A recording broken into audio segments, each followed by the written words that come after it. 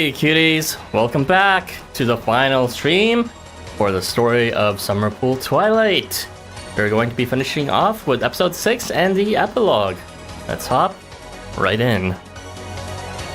As per usual, let me know if there's any sound issues. Otherwise, we will go ahead and proceed with the story. It seems that Jormungandr has realized he is some sort of a perfunctory role as the outer wall of Tokyo, as we did also confirm in the Thor backstory, and now he's kind of crashing out, so we'll go ahead and see what the solution to that is. By the way, he's kind of crashing out because we attempted to escape Tokyo through the bay, which is also kind of like the Thor story. But, you know, that seemed more likely to work given it was Smoky God's idea of imitating Shangri-La and the Shang-Chi Ripper, whatever it was called. Anyways, let's hop right in. Yo, Wildly Rival, welcome. Always glad to see you.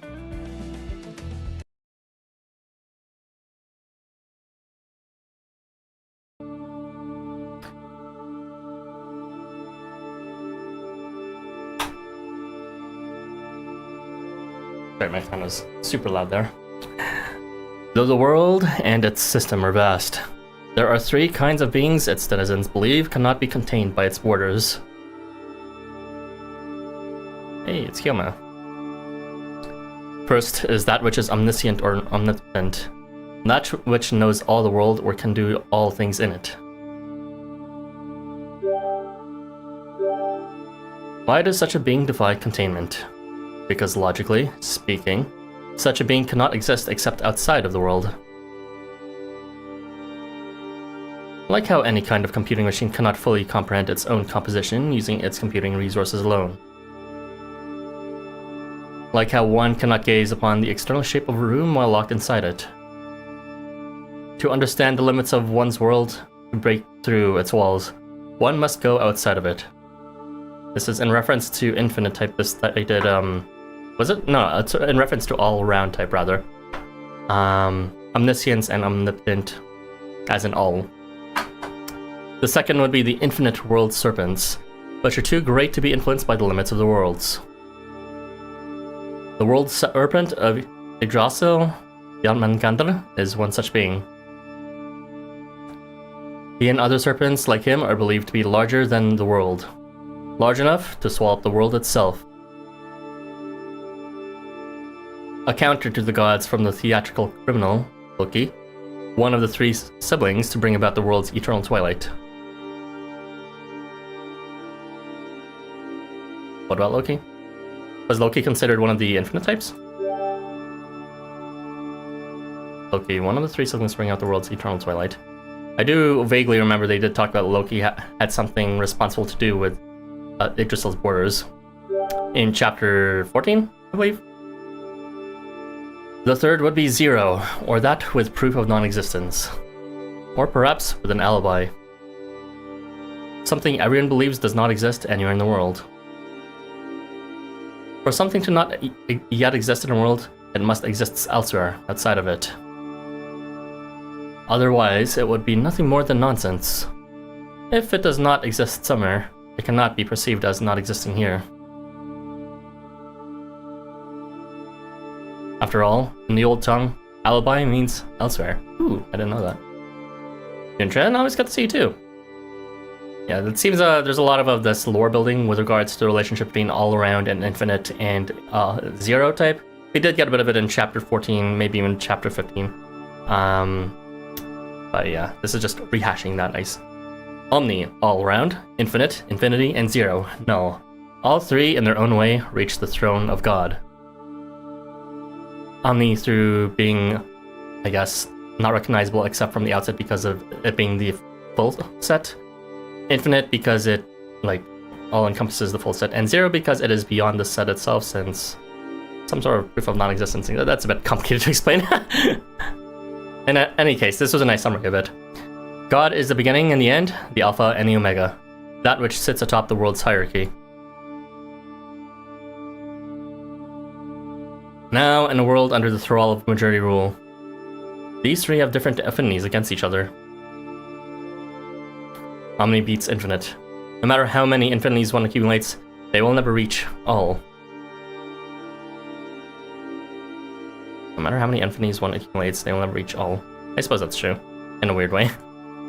If, for example, you laid out an infinite number of imaginable possibilities, and those do not include unimaginable possibilities, the infinite will never truly reach all. Here we are, going into number theory. A bit heavy, isn't it?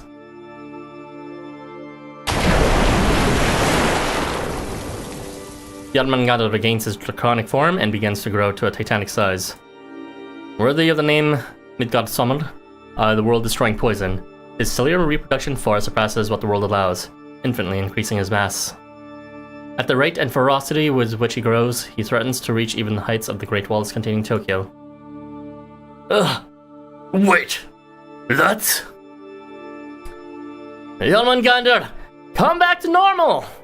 Oh no, he can't hear me. Has he just completely lost it?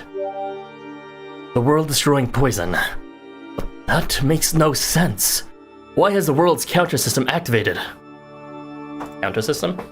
Smoky God had left his world cycle of reincarnation, and that world trotting should have applied to Tokyo as well. He should have been able to leave it alone at any time. His old friend, Astura, or rather you, had also left the world's cycle of reincarnation in ages past through a different means. I had thought then that the two of us should be able to leave Tokyo whenever we so desired. Perhaps I ran afoul of some form of taboo? Wait. Yes. Of course, that's it! Taboo, so we would never even be able to escape, even with Smokey's ingenious plan? Well, I can believe that, honestly, since it seems these infinities precede the world types. There is only one difference between your flight from the world back then and the one offered now. This time, the world was in danger of losing 2 of its numbers, not 1. I imagine this taboo is put in place to prevent players from dipping out of the game with the trophy in tow. Yeah, so taboo should be capitalized here because it is technically a keyword that's used very sparingly as of late. Something with regards to what is not allowed rather than what is allowed, or what can break rules. I believe Sanzo also has some taboos to make his personal sacred artifact work. I don't know if the other representatives either tried it or knew already, but I'll take this to mean that those in charge of the game may well sure to plug up this escape route. If someone tries it, the serpent will devour the world, forcing a bad ending. Which means we're looking at the end of the world. If we stand idly by, Tokyo is finished!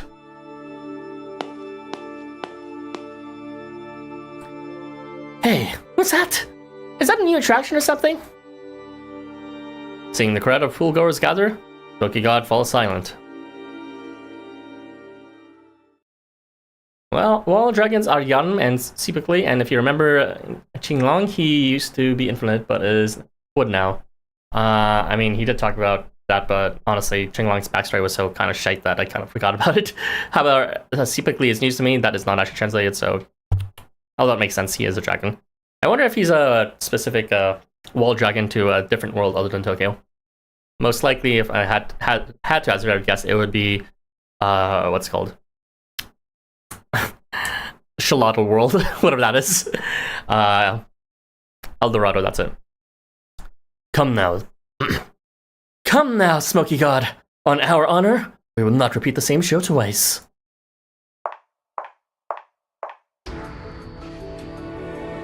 Because you see, Tokyo has seen a similar dramatic development once before. Oh, so this... Okay, so we got some linearity here. Interesting. Okay, so that was indeed the story backstory, and it did use the old Jormungandr sprite, which is funny. Such is our pride as entertainers. We strive not to bore the audience. Tonight's show is an oft-repeated chaotic scene from the game played on a closed-off board that is Tokyo.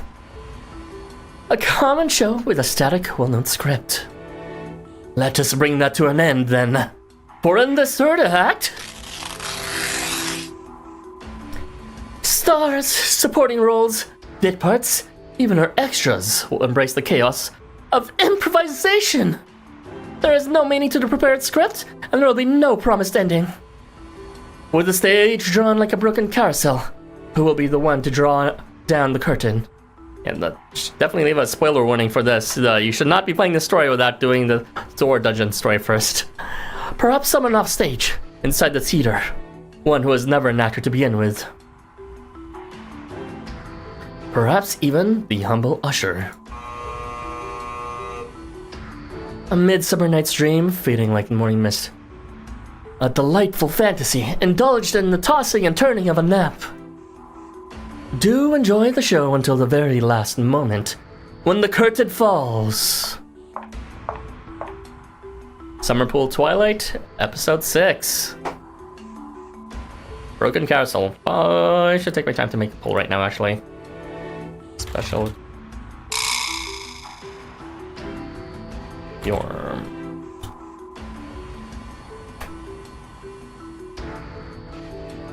I probably should do this during the break, but whatever, I'll make it right now.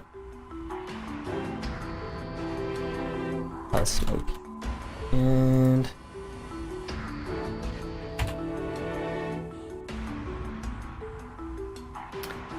We did beat him we beat him the hell awake. I knew it. Let's go to Zymon's soul, right? Well, yeah. There's no guarantee it'll actually work. But think about it. We'll smack machines to fix him here in Tokyo, right? I've never heard of that. Wait, really? Who'd you hear that from? The big boss at Umomichi Academy said that he smacked the TV to get it working again. Come to think of it, he ended up breaking it and getting yelled at by Lee Cho. But seriously, Goro-Zanman, you should probably take a drink first, Arton.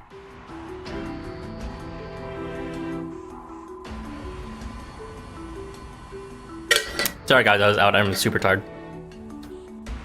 Anyways, you can continue. Well, that's easier said than done. Indeed.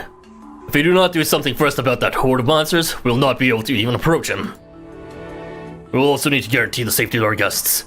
I've checked with the other staff over my radio to that effect. Fortunately, most of our guests are at the main stage, focusing on the show. If we guide the other guests to the event and have everyone we need to protect in a single spot... you seek the safety of the masses. I shall lend you my aid, naturally. I would like you all I'd like you to allow me to rectify my mistakes. I shall help you with all the wealth and power I have. Sure, we can gather them all up. What if we just let everyone out? If he's focusing on Yurika show here, and if we just let everyone out? Now that's gonna be tough. You see... Arthur, there you are. It's an emergency. Toji? An emergency even bigger than... this? All of Yurika show has been sealed up by someone. It's like it's surrounded by invisible walls.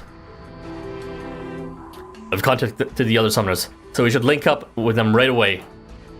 What? This is what you meant, Goro-Zaimon? No, half of it was my intuition. Looks like one way or another, we're gonna have to deal with Jormungandr. For real. You seem to know what's going on. How about telling us the details? Could you let us in on them too? We'll do anything we can to help. Yeah, just let us know what we can do. I've got no idea what's going on here, partner. But if I get to kick some ass, I'm in. Sounds like you got some great flunk. Some wonderfully helpful friends there.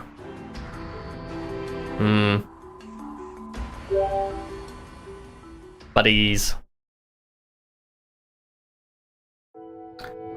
A world-destroying poison. And a world surrounding wall. So that's what that is. Alright, I think I have the long and short of it. Which means what we're going to have to do is... Indeed, two things. First, break the walls surrounding Yurika and wake Jormungandr up as we do. So basically, the thing Goro-Zaimon said, go in and punch him out. But even the senseless violence actually works on me if we did strike him fiercely. Would he truly return to his senses? Yes, most likely, because we were in the last episode. That we can be sure of if we use Aerthen's sword. Ah, yes, my MacGuffin sword.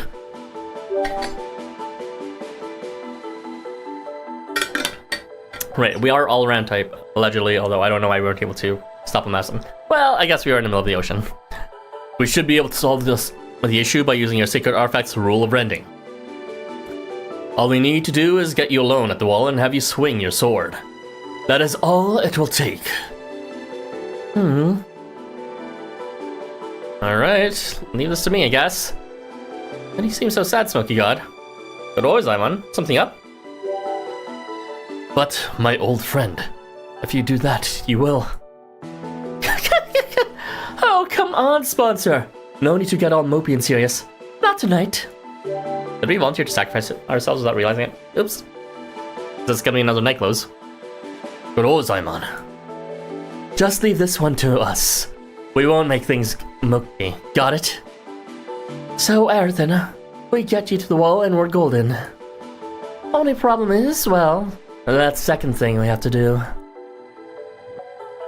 The monsters escort he's got, right? They're not too tough, but those numbers. Woo! What's worse, more appear with each one as we defeat. If such a word attack our guests all at once. We'll have a massive panic on our hands, made indefinitely worse by the fact that everyone is trapped in here. Yeah, we really don't want that. Hell, I don't want to think about it. I see. Well, that sounds like what we have to do then. Let's keep the monsters busy and use that chance to get Aerthin to the wall. Aerthin, I see you're no longer alone. Now you have a wise advisor with you. Yeah, I'm very proud of him, and he's very dear to me. Aerthin, is now really the time for... Let's focus on the situation. Not to hear it though. Oh, that's used by our oversight. So, sponsor, got any plans for how we'll do this?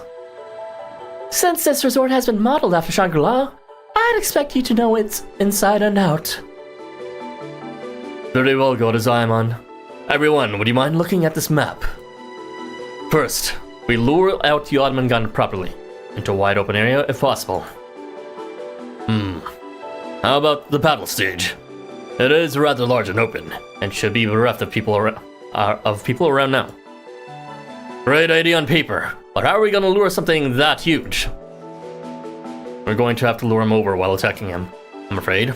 The serpent will likely aim for me. Since you're what awakened him, you're making yourself the bait. I said I would be rectifying mistakes, did I not? Besides, as a natural-born celebrity, it is my role to save those who need saving. Talk about Savior Complex. Now we're talking, Mr. Famous. I like that nickname. Glad you seem to have remembered how daring you always are. Allow us to help you draw him in. My devils can scout out possible paths if need be. Hell yeah! I have no idea what's going on, but I've just gotta punch him real hard, right? I'll do my best too. Let's all have us a great meal when this is over. We got more pep and power than what we know what to do with, Smoky God, so we'll be more than willing to help. Very well. We will dance together. The situation allows no delays, so let us be off quickly.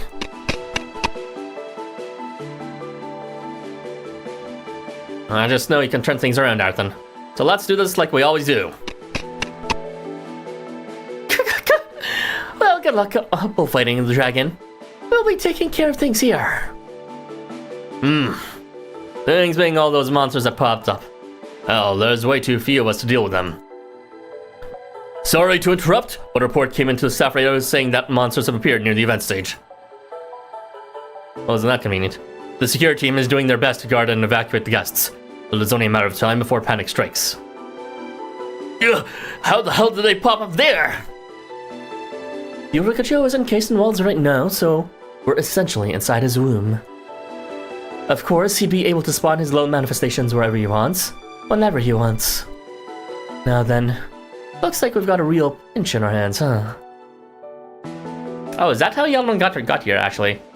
He randomly appeared specifically because that pathway from the bay to a thing Yorikacho has made, and he kind of just like wandered in here at some point. Well, you look like you're enjoying it. I knew you were an enemy. What do you take me for? I may not look like it, but I can read the room. Sometimes. Look, trust me. We're not in checkmate yet. Only question for me is, how am I gonna fry this fish? Do you have something up your sleeve? Please, by all means, let me know. How about that summoning thing you did back on ship? Now that was a pain in the ass to deal with. True. That would put us on even footing with them, number-wise. Yeah, it's something to think about.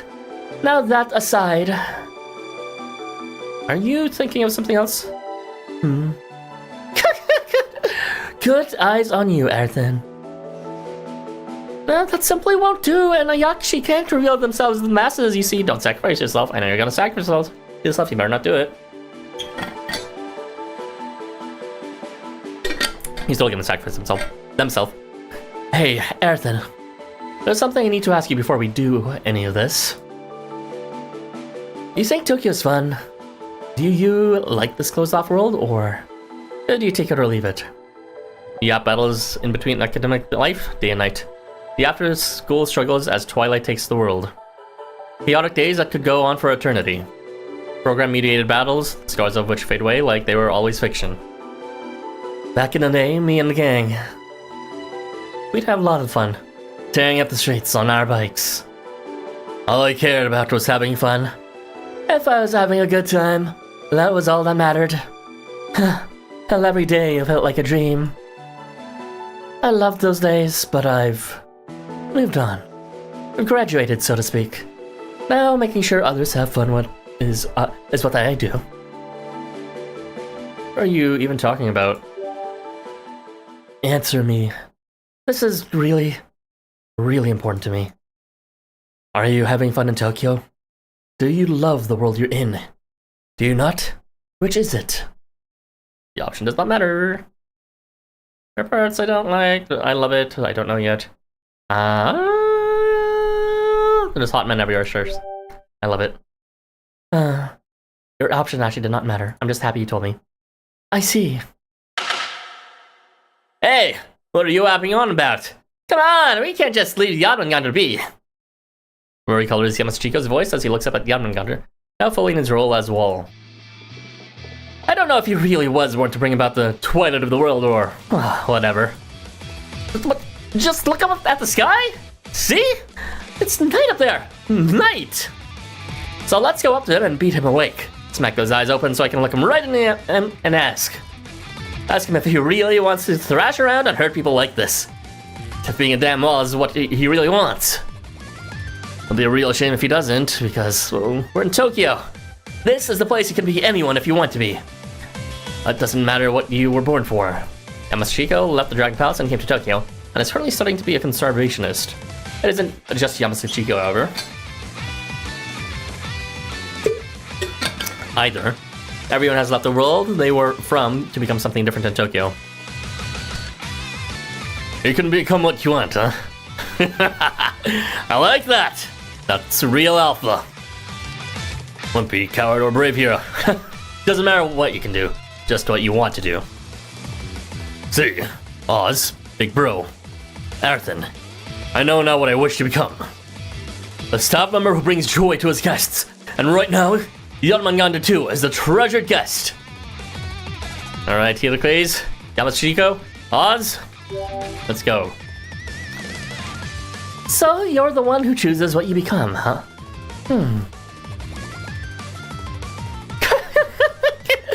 Now we're talking. This is what I wanted. This makes coming to Tokyo worth it. You're right, this isn't Twilight. We're at the pool under moonlight, where it's all about glitz and glamour. So allow me to show you then what the Ayakashi who is no one and nothing has up their sleeve. Light parade's on our side after giving us such a warm time. I'll take it. I can call them over, sure, but I don't recommend it. Explanation? Oh, good reaction. Now you remember what old man Tengu said, yeah? If you call on your allegiance, the park would erupt into madness. Such as your Evo right now, which you have madness and you can at 70%. The other guests, yeah, they'd fall into a panic. Oh yeah, I remember him saying something to that effect. Yeah, in a situation like this. Indeed, our guests would be subject to a brawl of yokai and monsters. Well, why not let your troop take the stage? Wait, is this battle? Well, why not let your troop take the stage? If we're putting on a show in the lap of luxury, extravagance is a virtue. Oh, it's Christine and Goldmunch. Close enough. If you're hiding a tree, use the forest. Hey, Boogie. What did you get here? Oh, do forgive me. Eavesdropping is rather unbecoming. But this all seems so interesting that we entertainers cannot help but wish to take the stage alongside you. Let me produce your showware then. Think about it. The faintest, saddest, loneliest layer of chirping from beyond the world that keeps us in. And you, the implacable being, and everyone else, desperately trying to want you to be someone. If we combine these lyrics and make them resonate, just imagine.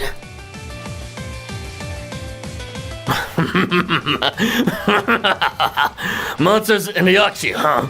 Looks like my show recommendations didn't fall on deaf ears. Oh. Now we're talking. You of all of you, you're just the best. If you're going to ride rough, well, I think it's time for Gorozaima and Sunmo to call the whole damn night parade to raise the roof. Right, come on, let's get to it. So these are the entertainers. They sure are enjoying this.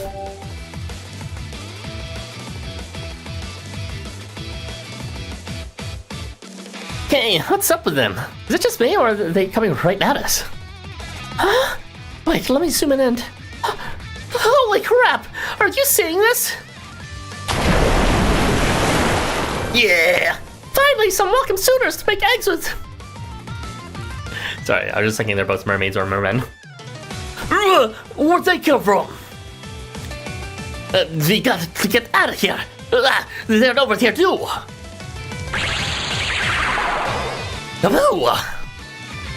Ladies, gentlemen, and all other friends, the Summer Night Dream, a banquet of madness, has reached its final act.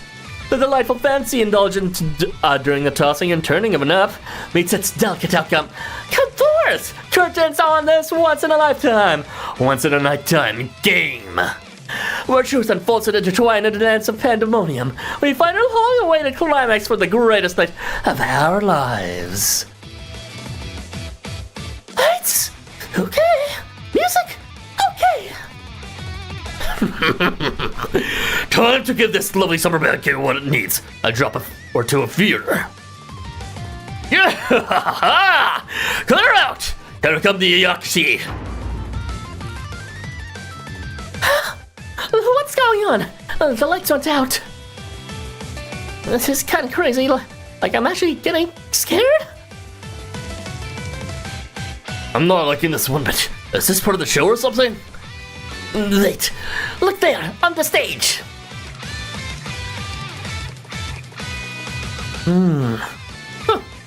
Really gotta wonder how I got here. Me, of all people, playing the hero in the middle of the stage for a crowd. You know, this ain't half bad. Ain't half bad at all. I am Gorozaima Senmoto, one who has no one at all. And I'll give you the kind of show, the kind of night, that only happens once in a generation. Come on, it's time for the climax! The night pool has reached its peak. All of you are finding yourself between light and darkness, and the light of the world. My yokai, my Ayakishi hiding in the in-betweens. Today is your day, and tonight your night cut loose. And do as you please.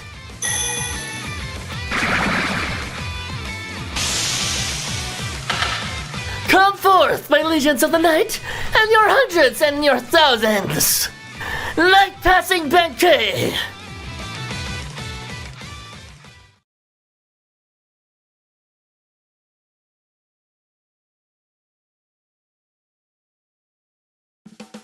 There's one extended ass beginning battle sequence. Alright, let's hurry up with episode 2. Oh, Jormungandr did not even show up for a split second there, did he? I don't even remember. Let's continue.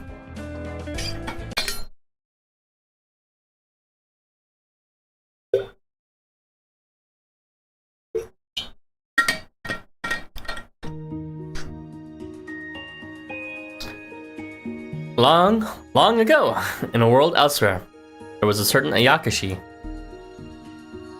Now this Ayakashi was as empty as it came, because no one knew who or what they truly were. This Ayakashi became yokai chief, yokai boss. They were desired to be, thus they became. This Ayakashi threatened and scared those who passed by at night. That is what yokai did, thus so did they. It is said that humans passed down the tales of this Ayakashi, and the yokai in the night parade led with humor and fascination. One day, however, whether bored or tired of the rule, no one knows, but the Ayakashi disappeared and left their rule as boss behind. How are they able to do such a thing?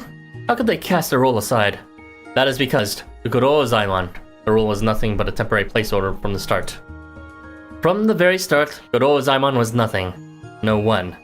As such, nothing could bind them or hold them down.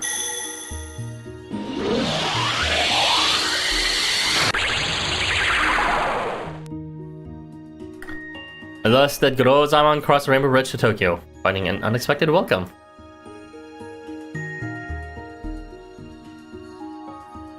You're taking an interest in little me?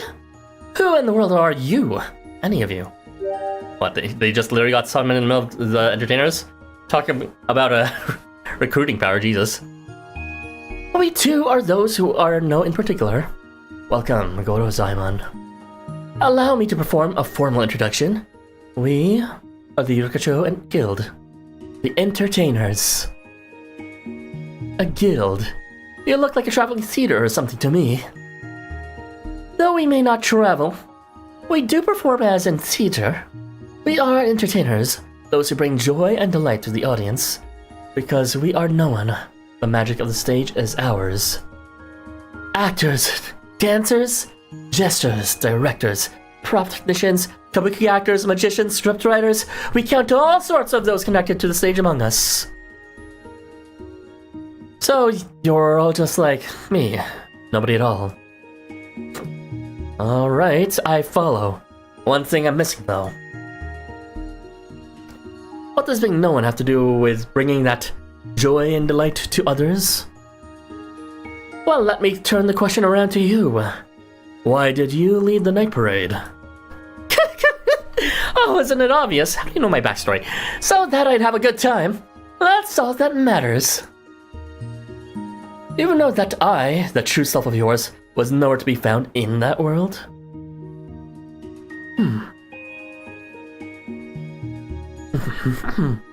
Forgive me, I did not mean that in sarcasm.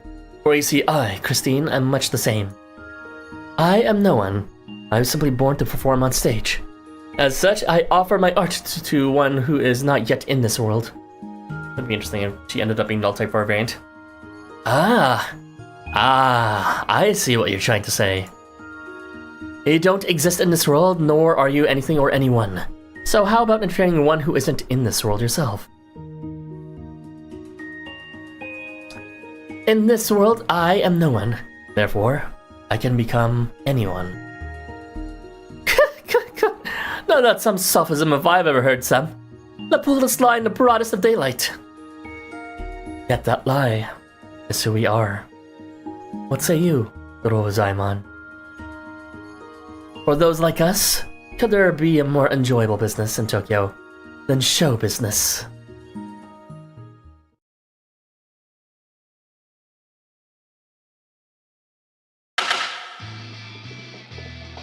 Come forth, my legions of the night, in your hundreds, in your thousands! Night passing Benkei!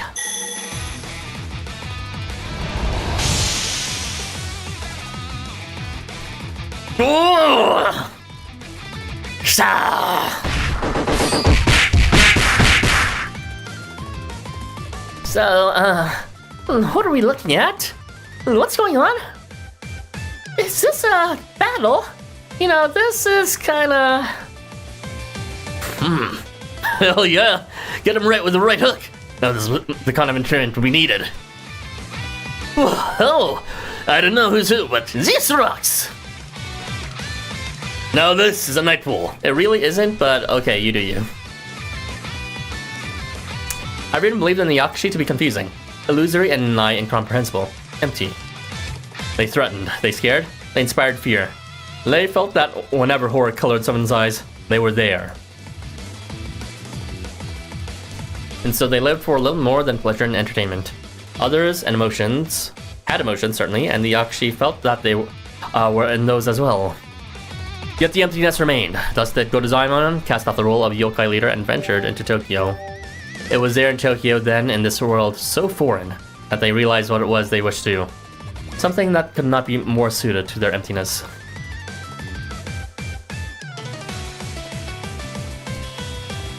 If what you want to become isn't hiding deep inside you, then you've just gotta keep searching for it.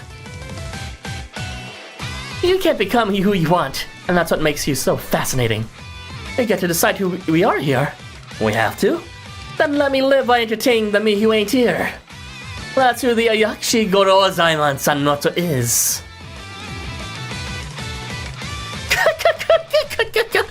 Let me shout it from the mountaintops! Let me screech it with laugh! I am Gotozaemon Sanoto, entertainer, yokai, one who is no one and will become no one. Well,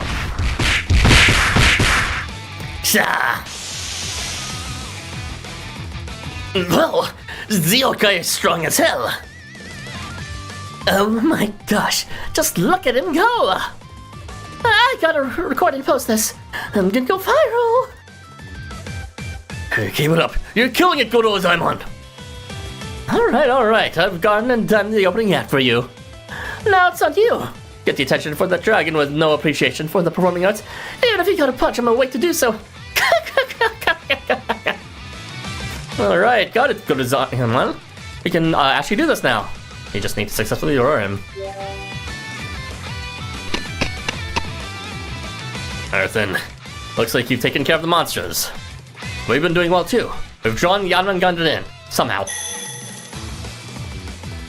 Giant Lasher! Okay, he's coming for us. Let's keep it up! Come on, Toji. Got it. Orphan Fangs! Needs a support to me. Pull back if it gets dicey! Very well done, all of you. I suppose it is time then for the celebrity to take the dance floor. Whoa!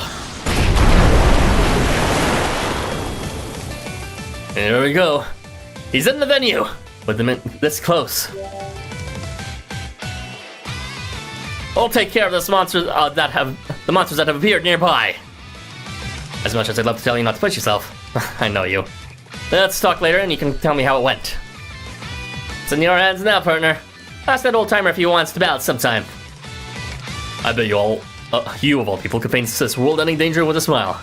Go for it. Give it your best. Okay, that's a bit dark since it did end with a smile and night clothes. See you later, Earthen. Let's have our gourmet tour when you get back.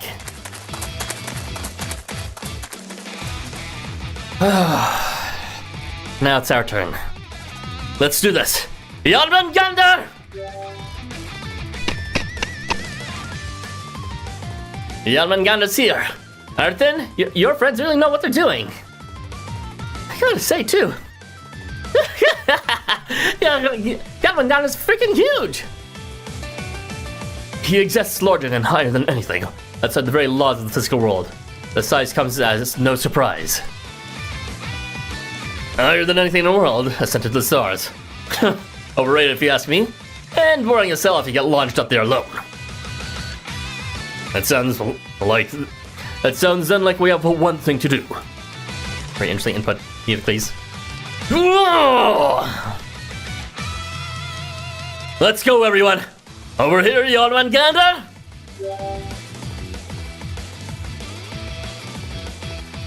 You battle.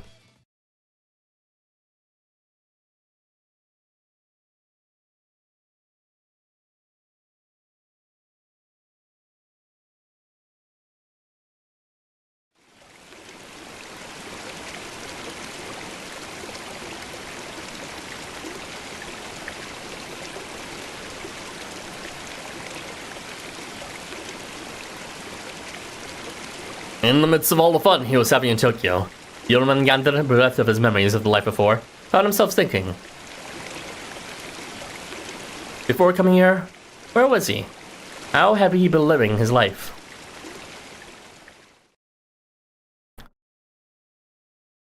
This is a tale of a place elsewhere, in a time before ours.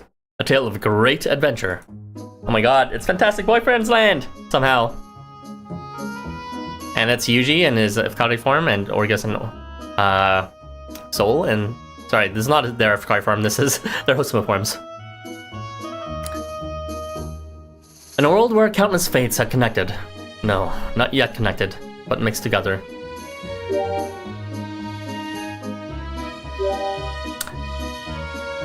Don't tell me that Ifukari is part of the timeline, and not just some alternate world theory. In this strange world which is ruled by slightly different laws in Tokyo, there is a story of a hero and his party who saved it. So, for, major spoilers for Fantastic Boyfriends, but essentially while it was deeply inspired by, you know, Norse mythology specifically, it actually had a mix of different mythologies added to it, which is, you know, very much an RPG type thing. But, you know, in order to explain the situation eventually over time, the reason was because in this world of Fantastic Boyfriends, apparently it was sort of, kind of like a virtual world that was created by the real world, and hence Yuji got sucked into that game. It is a bit peculiar though. Yeah, I don't know. It's kind of like a sort of fictional created world like that, but it's also kind of like a world that has in its own sense parallel worlds as well. But because it was inspired by the real world, essentially these different mythologies came together in this one, you know, smorgasbord of a not real reflection of a singular mythology. And I guess in this timeline, that virtual fictional smorgasbord is actually preceding all of Housamo. I don't know. Let's just go with the flow for now. In a strange world which was ruled by slightly different laws in Tokyo, the story of a hero and his party who save it. One character from this hero's tale was Sea Dragon King Jormungandr, an immense presence. He went on the journey of a lifetime. He experienced a romance not to be repeated. It was a tale different from his in Tokyo. The precious memories of the Sea Dragon King. It is also quite possible these are like alternate versions of the Fantastic Boyfriends people, since it does seem like Drake doesn't recognize him. The Sea Dragon King found himself entertaining the thought, what if there were a Jormungandr without these memories? Another him. He concluded that even if that Jormungandr had the same appearance and personality, he would be a completely different person, near unrecognizable.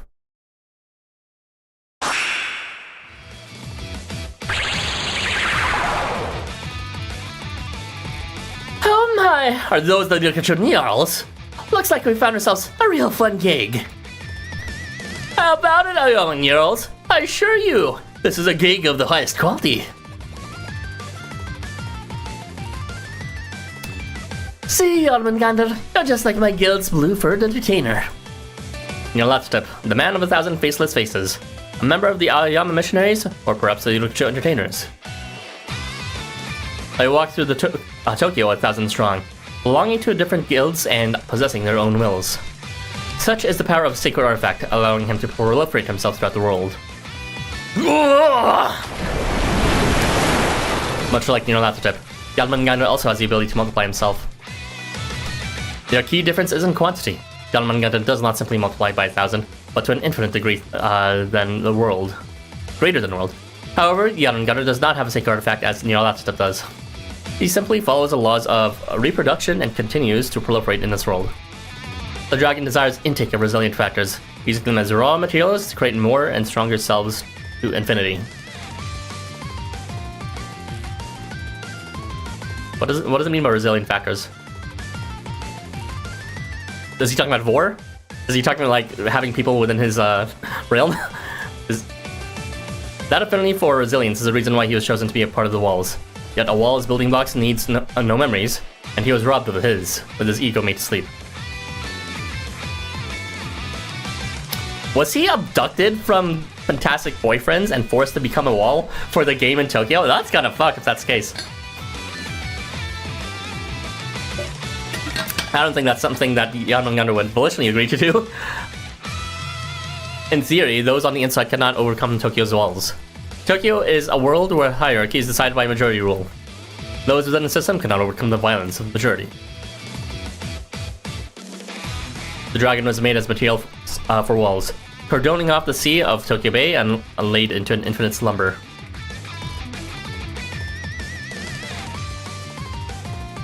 I see, so he acts as the wall just for the bay? Not entirely sure. Maybe he is just for the sea then. Whenever anyone has attempted to surpass the rules of Tokyo's games, I see, so even though he takes residence in the bay, he in effect can stop the game whenever it needs to be at any point of the walls. Surpass the rules of Tokyo's game. Part of the unconscious automatic system has always prepared to stop them. However, indeed, it has always been like that, or should have been. That is until it happened to this stage. The chosen stage was the world of Shangri-La, a land with a faith that prizes the highest of all the act of breaking from the cycle of infinite reincarnation and awakening to the truth. Is that why he's no longer just a brainless or mindless zombie acting as a wall that he was in the Sora story? It's because of the world of Shangri-La suddenly making him cogent from infinite life cycles, or loops rather, and retaining some personality. That's an interesting sort of a roundabout explanation. Very interesting. The world of Shangri-La happened to connect Tokyo to the old note of Yurikisho. A dozing night among billions. This is a meeting of coincidence we're enough to call a miracle. Jormungandr awakens from his usual nap, yet without his memories. I see, so he did awaken. He was put to sleep for, but now he's awake without his memories from Fantastic Boyfriend's Land. Well, that is one way to make sense of it anyways. Earthen, our ways of being may be different, but Jormungandr and I are the same at our core. We are people who aren't in or of this world. We're supposed to be outside of it. That's why we can leave it whenever we want. Earthen, you're just like us. That sword in your hands is a bunch of parts, the people you once were. The sword stands as a proof of existence of 20 heroes from different worlds. If you aren't following the main story, this is going to be a complete question mark to people who are playing the event for the first time. By giving up a power and obligation, rule and rule, the hero may once again leave the world alone. Like a lizard severing its tail to escape. Jormungandr, I hope this reaches you! Boundless tail! Whoa!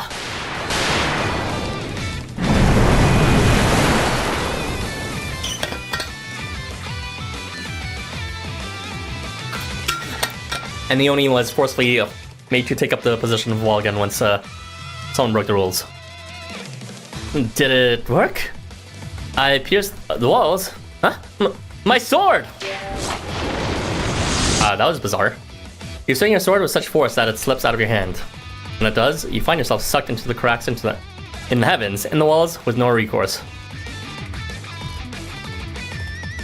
It is as if a hole has opened in Starship's wall and you are sucked into space. Earthen! I have no idea what just fuck happened. Panicking, I ran run toward you with no avail. There's no approaching the walls. That is because the system of majority rule is working in full force. Those within the walls have no hope of drawing near to them. There you go, my old friend. You will always depart Shangri-La, leaving me behind. On your own, there is no wall you cannot overcome. You are a drifting wanderer to the core, one neither wall nor barrier can bar. Wait, are we leaving Tokyo? What? Yet. Go to Ozymon. I take it you have an idea. I know, I do, sponsor. Just leave this one to me. With a great cackle, Ozymon activates their ogre mask sacred artifact. It is a manifestation of a perfect alibi, of a null existence, of that which is believed not to be. The rules of this world are decided by majority rule, by whatever gets the most votes. Those rules, however, only apply to those who the rule acknowledges the existence of.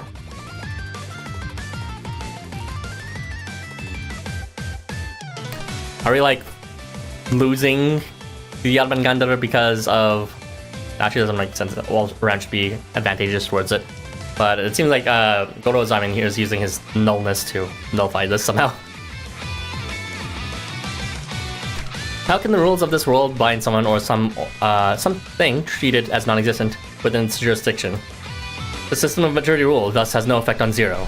Even if the entire world thinks otherwise, 0-0. That's why I can reach you while those jokers can't. Now, take my hand, Arthur. Oz, Heracles, Yamasashiko. It's too early to shuffle into the aisles. It is that which connects the dragon to the world, both safety mechanism and shackle. There's still too much fun to be had on the stage. I can't let you skip town just yet. Come on, let us leave Tokyo. Come on, let us leave. Come on, Gorozaimon, don't do this to us. Come on. How does Gorozaimon wear their face, concealed under the mask? The risk of laughter? Or perhaps I should have not said I like this Tokyo. Gorozaimon. You know your entertainers. You... Am I your friend? Am I your foe? How about you decide that yourself? You know who I am. Just an entertainer, nothing more, and nothing less. As long as the play on stage is an exciting one. That's all I need.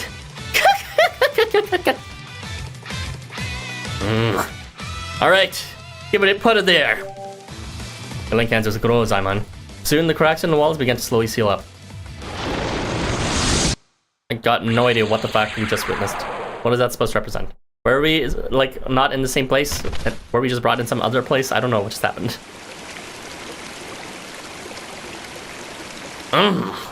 This is... the Tokyo? And I... Oh, thank goodness. You're up and about, Jormungandr. Eesh, way to shock your friends. Hey, why don't you change your clothes? It doesn't matter. I'm glad everything's all settled up and dandy. Cool. So, how about we head back to the banquet? Nice to have a chance to show down on some real meat yet. Way to pivot 180 degrees instantly. Indeed, it looks like we will be able to resume festivities. I vow to provide my utmost in hospitality. No one gave a shit about this trauma. They're just like, alright, problem solved. Let's eat already. We've been waiting for this. The warriors of this world are truly brilliant. Knocking me from my vexation so. As much as I would love to gobble you all in my gut and admire your glory, I'm afraid I don't have much time.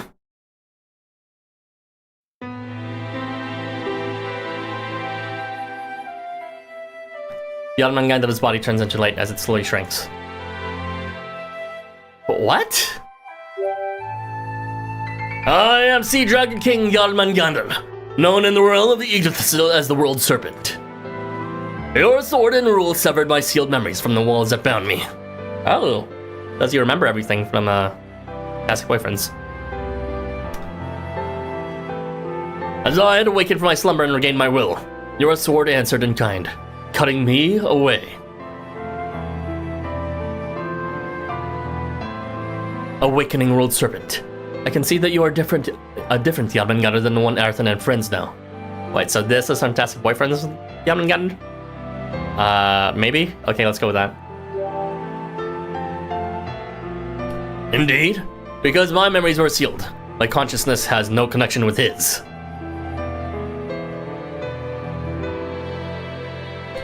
There would only be discord should we merge. He is fully separate from me. Now it seems that he is fast asleep inside me. Wait, what's going on here? Could someone explain it to me like I'm 5? This guy's a real idiot. I'm beat. Entertaining people really takes it out of you. Hey, Gorozaimon. Guess I'll thank you. Jormungandr. You heading out of this world and back home? What? Hey, Gorozaimon. What do you think you're saying?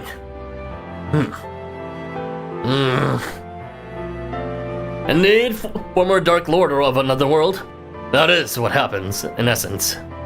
Sea Dragon King Jormungandr answers, remembering the heroes of his homeworld. Essentially, he remembers Gorozaimon, or attributes him as a Dark Lord, because one of the main plot points of Fantastic Boyfriends was actually defeating not just a Dark Lord, but like several Dark Lords.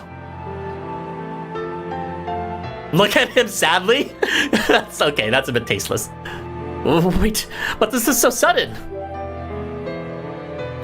Okay. I was not summoned here to Tokyo of my own will. Alright, so he was forced here. It only stands to reason, then, that my will restored. With my will restored, I will leave this land behind. I'm certain that it was the ever-speaking Loki who brought me here, my wishes aside.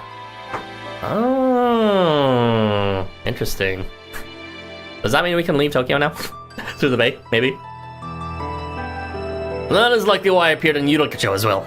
But it's here my father. Oh, no need to get into that. Hey, it's Yuji. In any case, I brought no wish with me to this urban world. I see. Oh, his heart's already for Yuji. He's already happy with him, I see. Because I already have given something dear to me elsewhere. I already have something dear to me elsewhere. Something I would not give up to anyone. You're gonna reveal your horniness? I see. Jormungandr!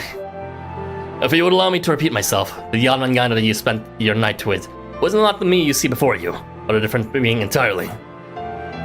Of course, he had no memories. He had only just been born. He had been unconsciously mimicking my memories as he acted, basing his personality in mine. Oh, so the Valiant Warrior stuff. And all that crazy stuff he did, trying to sweep it under the rug? I had nothing to do with any of that. If you have any complaints, please direct them to the other me. Who am I supposed to bill for eating my clothes? Oh wait, no, that doesn't matter. More importantly, tell me you're not really going to up and disappear, are you? Oh, I am. If you want to see me play my original game, it's not that hard. See the translation by Nametaker. This is confusing, I see. I will explain right now. So, we have the walls of Tokyo, and it seems that Jormungandr has been abducted by Loki, our Loki that we know, which means, that also implies he has some sort of managerial role, which I guess makes sense since he's part of the entertainers, to create the wall of Tokyo as a poison system to prevent any people from leaving. The system automatically activates the moment someone tries to leave Tokyo's in sets of 2 or more. We could have just left, but for some reason Goro-Zaman brought us back as, I don't know, power of friendship or something. We could have escaped, but we didn't. But anyways, back to Jormungandr. Jormungandr is originally from Fantastic Boyfriends. He was kind of like a side boyfriend, to be honest. He was not one of the main boyfriends, which is also why he debuts here. So he's just a reused character, to be honest, here, as a nice cheeky reference to it. But the lore seems to be implying that well before the worlds of Tokyo and the game was split into 23 different worlds by the world walls, or, the outer walls of Jormungandr and all that, and specifically, there was the world of the Fantastic Boyfriends. And the world of the Fantastic Boyfriends takes place in this virtual world / multiverse where, Yuji goes on and fights the Dark Lords, which are based off of like Darkstone and Whitestone. But, in essence, it carries over in this game as this concept of sacred artifacts and what the walls are made of. So there's a connecting thread to that too. Also, the idea of taboos also is related to what was originally from Fantastic Boyfriends. There's a lot of lore lineage and terminology lineage when it comes from there. But Jormungandr himself, going back to him, was a side boyfriend. He was very close to Yuji, the main character. He had, in essence, I mentioned this in passing before, been kind of sleeping around. He's like a major slut. He thought he was like really in good terms with humans compared to the other dragons, but at some point when he was hanging out with Yuji, he lost his powers to some magical device, and Yuji could have stolen it all because it's some sort of like cursed device of testing lovers like that. But instead, Yuji immediately let him go because it was just obvious to him, and then Jormungandr kind of fell smitten for Jormungandr as a result. Jormungandr fell smitten for Yuji as a result, which is unique because Yuji kind of got buddy along with Jormungandr because they related for their horniness. They could be buddy like that, but Jormungandr had this, little schoolgirl crush on Yuji as a result of that. In the end, they eventually made their pact, and among his many boyfriends, as a side story. So yeah, they eventually did pair up, although Yuji did pair up with every other person technically too. depending on the ending, I guess you have to choose one. But Jormungandr, because he's a side character, could be done with alongside the other main endings. But yeah, the Jormungandr we're seeing right now, in essence, is also the Jormungandr from before, but not really. It is the same body and entity, but what happened was Loki had taken, for some reason, the Jormungandr from Fantastic Boyfriends / Yggdrasil. I don't know, there's a bit of a fuzzy territory there. Maybe Loki just transcended worlds and went into the world of Fantastic Boyfriends, because it is not the same thing as the world of Yggdrasil, technically. So he went there, abducted Fantastic Boyfriends, Jormungandr, and then through the game's management, presumably, he was forced to lose his memories or suppress his memories, and also forced to go to sleep because of the utility of Jormungandr's body of being a world dragon that can just infinitely consume, I guess, energy and like, things. Essentially, it can encompass the entirety of Tokyo, which makes it like an incredible, like, overruling power that can, suppress anyone who tries to escape, someone who uses their bullshit world representative powers, because, Jormungandra's body in itself is not bound by rule. In fact, it's like more of an essence of infinity in itself. So, because of that, he was made into a living totem, kind of, to function as just an object. And as we saw in the Thor story, this was actually the first time we saw him. In the Thor Kengo Dungeon story, we eventually had this idea where we attempted to escape Tokyo with Kengo and what's called Odin's representative, or rather Odin's spy, which was Aze, and Odin from the world of Fantastic Boyfriends. Rather, I don't know. It's a bit of ambiguous if they're actually from Yggdrasil or the Fantastic Boyfriends world of Yggdrasil, which is slightly different. But yeah, we went there, tried to escape through Tokyo, and what we saw was we got wiped out immediately because Jormungandr, which was like this, what we saw earlier before this Jormungandr, aka wild, didn't say a single word, just like went rampant and caused a tsunami and destroyed us. The world system of the all-killing poison was activated and the world was flooded. We died. The loop was reset. That was the story of Thor's dungeon. So it's like the other dungeon stories that shows that, these basic solutions of trying to disrupt the loop in some way is not as simple as it seems, because there are checks and bounds put in place, including this one where not more than one person can escape Tokyo. Otherwise, this poison will act. And that only functions because Jormungandra's body was taken to function that way because of how peculiar it was. Again, memories and memory suppressed and consciousness forced to subconscious. What happened here was, now we're back into Summer Pool Twilight. I'm sorry if this is like a huge tangent, but this is very important to know, because otherwise you'll just take away it's a kind of shit story, when actually it's pretty decent with the way it rationalizes this explanation.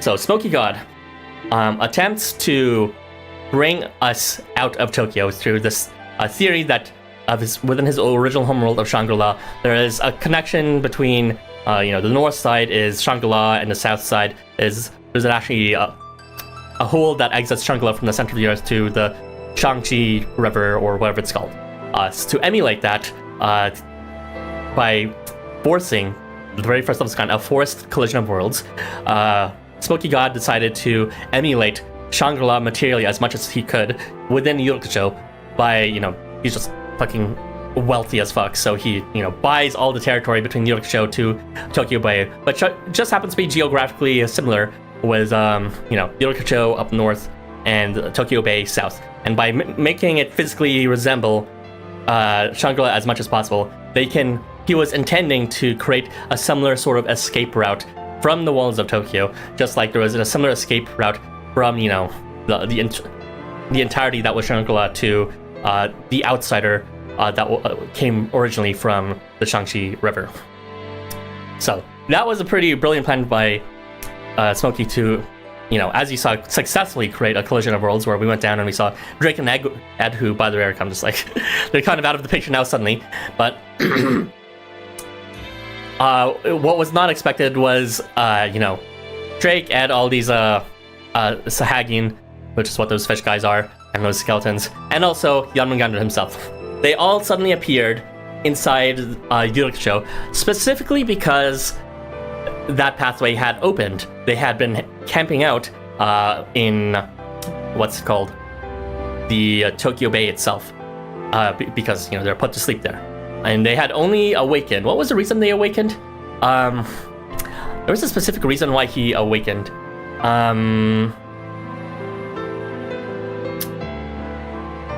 Jormungandr awakened. Sorry, give me a moment.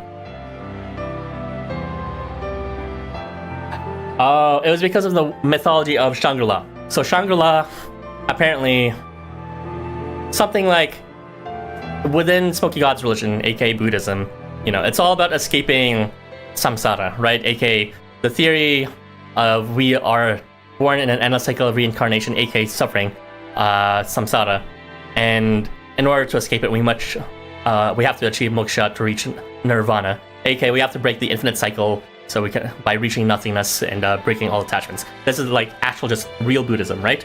So in essence, by connecting it specifically to the world of Shangri-La, they made a parallel between that world that was designed to break infinity, the infinite cycles of life, so that one can escape into nirvana, and that parallel was superimposed onto the entity that was Jormungandr. So Jormungandr was forced to infinitely act through the infinitely going loops of this Tokyo's games as a forever asleep, memory suppressed entity to functionally act as an object to prevent any escapees. Also, hello glitch. I'm just explaining the whole Jormungandr thing. But what happened was, because of that parallelism, that superimposing of mythological concepts between Shangri-La's breaking of infinite cycles to Jormungandr's functional role as infinitely acting as a wall across the infinite loops, and giving a permissible escape to that by breaking through to nirvana by achieving moksha.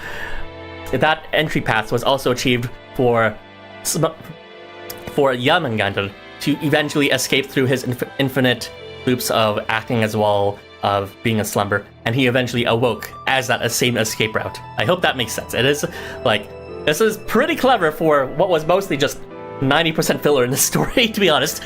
So kudos to Smoky God and Jormungandr, and mostly just those two, honestly, carrying the story with Yokusho. So Jormungandr had woken up. However, his memories were still suppressed, is the issue, right? The reason why they're suppressed, again, they were just not necessary for him. So in the very beginning of the story, who we saw was Jormungandr, who was now awakened because of this escape route of Shangri-La's infinite loops breaking, overlapping with Jormungandr, the wall, supposed to function infinitely. He is now awake, but he doesn't have his memories, and that's who we were hanging out with. He was just being a baby. He was doing this valiant warrior stuff. He just literally just born straight up, as was discussed. So that's all fine and dandy. The reason why he retained his memories has to do next with why he went berserk. So he went berserk specifically because they attempted to escape. So yes, that was established. Yes, he woke up, but they didn't actually attempt to escape until that point when Smoky God brought them to that world collision. And then they attempted for a brief bit, but then there's like, oh no, don't escape. So he kind of just turned around. But it does not matter, because Jormungandr still saw there was an attempt that was peering on a bit too close, and a bit later he ended up falling unconscious, getting crippled because something was fucked up, modified within his brain and or entity to functionally act as the wall yet again. Be forced back into this subconscious to reenact his functional role as the poison that would reset the world through the Great Flood.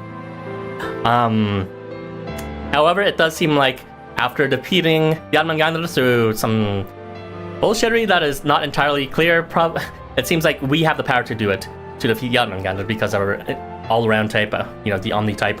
But we got sucked in or something, but Goro Zarman, because they're an all-type, cancel it. I don't know, that's probably the least satisfying explanation here, but it doesn't matter. The point is, Jormungandr got defeated, and no one else got harmed or sucked into some outside of Tokyo or whatever. And now that he's returned, he managed to regain his memories. Why he regained memories? I guess it was just because we kind of beat the fucking shit out of him and broke the lock from him. But yeah, the memories he restored, reminding you now from the beginning of the story, was Fantastic Boyfriends. It was Fantastic Boyfriends, Jormungandr, who had already sworn his heart to Yuji, who are both flirtatious and horny, and Jormungandr was acting for school towards. You really should check out Fantastic Boyfriends to get that. But yeah, it is pretty clever, this story. I'm sorry it was confusing, because a lot of it is just like a bunch of filler of, go to Zaimon being like, ka. Oh, you two are so charming for saying literally nothing, and people flattering each other for doing the bare minimum. But this, the core center of like Jormungandr functionally acting like this through this process, and then getting some sort of new identity from slumber. Yeah, that's very fascinating to me. So that's why he has to disappear, because he was not actually brought there. He was forced here by Loki. The real question will be if we can retain the Jormungandr who did retain their time here, which, presumably we can. Anyways, I hope that made sense. I hope I didn't lose you guys. Let's return to the story. But why must you disappear? Because this Sea Dragon King Jormungandr here is where all those monsters were sprouting from. Yeah, if I forgot to mention this, but those mob things, he created them. They're just actually a part of them. Part of the Fantastic Boyfriend's Dragon's powers is to create those little dragon servant things through their magic. As for Drake and Ed, I guess they just kind of got swept up into maybe they're like summoned from his memories. I'm not entirely sure why Ed and Drake were supposed to be there. It's not like Loki brought them. Indeed, as long as I'm in Tokyo, neither the walls around Yokusho nor the monsters will vanish. Jormungandr.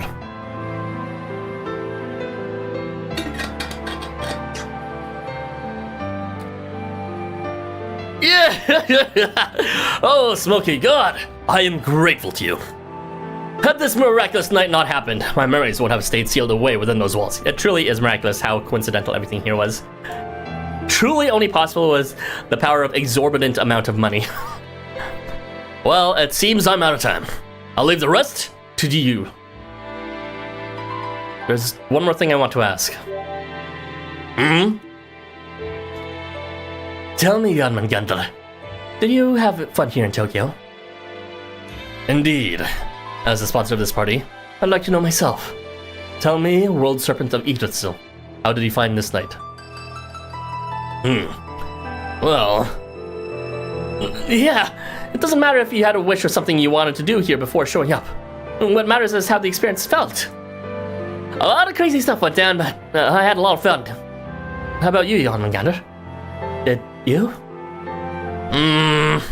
My world was better, to be honest.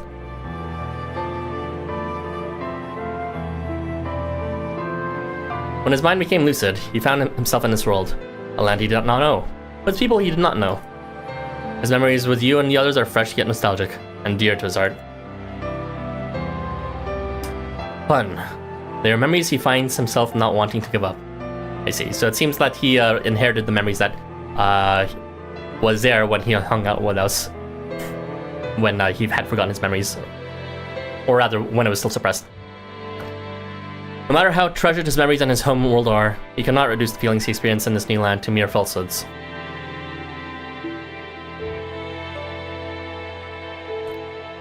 Good grief. That's why I was trying to make my exit so quickly. Besides, you're going to have to do something about me one way or another, unless you want to keep the walls up around you, Irakusho. Well, we'll figure something out. You've got our full support. Huh? Listen, I don't care which of the Jormungandrs you are or think you are. I'm asking you directly. Yeah. Well, what's most important is what you yourself want to become. Ain't that right, Yamasuchiko? Lieutenant. Heracles? Wait, why was he acting like that? Okay. Yes, that is... Oh, he's scared of him, right? Yes, that is what is most important in Tokyo. It is also what I learned from you. What's on your mind, Jormungandr? Anything you've left undone here? Left undone? Of course there is. So much! You who I met here and grew so fond of. All the vain endurance of this land I have yet to see. All the things I'm not allowed to see in this game that's ostensibly rated lesser than Fantastic Boyfriends. 2 rated R. I wish to taste so much of this world. I haven't put enough into my belly yet. At the same time, however, his attachment to his home world is too great. Alright, Jormungandr. It looks like it's not time to say goodbye. Curtain call has yet to come. You're getting it! There might be a way then. You can split into more bodies, right? And if you split your mind too. Oh, it's just that easy, huh? Oh, that's your plan. An absolutely wild one if I do say so myself. It's just that easy, huh? But Rick, you are. I was just thinking that keeping that other stuff asleep in my gut forever would be too cruel. Do take care of the newly born me, would you? And don't worry, I will visit this land again in time. Aww. I have come and show off my beloved from home to all of you. After all. Completely flipped that line. Alright. I mean, he's already here, don't you know? Yuji, he's a part of my roster. I can summon him right now if you want. Yeah, we'll be waiting. I'll hold a grudge for life if you forget me. The walls of Tokyo are way closer than the stars. We'll see each other before long. Easy. I vow to provide satisfactory service when we next meet in this land. Well, we'll be needing another banquet. I shall spare no expense. Well, let's get going. See you later, Dragon King.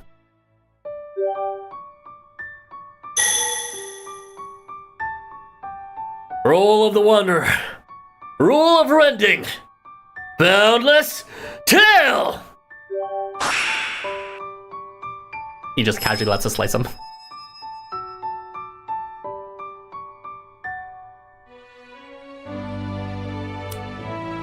A single leave among countless nights. A mere moment that is like a miracle to the very last.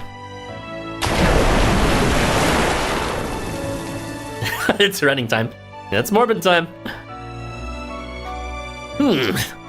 Well, other me, I'll be saying goodbye. I'm leaving you behind in Tokyo.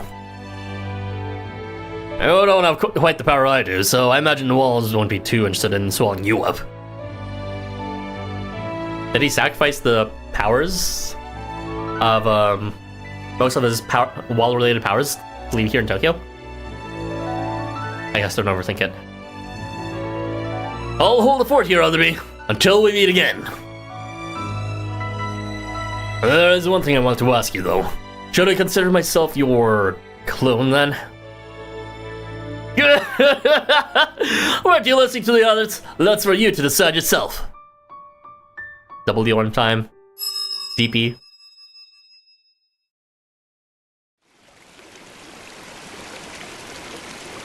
Now that was satisfying. Can't believe Jormungandr and Smoky... Oh, that's already... Summer Pool Twilight proceed to Epilogue. Actually, we will proceed to the intermission. I need a break. But we'll continue later on in 5 minutes to finish off the epilogue, as well as one chosen special quest. Am I pointing the right way? Special quest. I don't know. It depends on your screen, I guess. Anywho, it looks like Oz is in the lead. We'll see if that's true when I get back. Most likely the case, honestly. I don't know why I put Oz there. I want to see Oz. It's fine. Alright, see you guys in 5 minutes.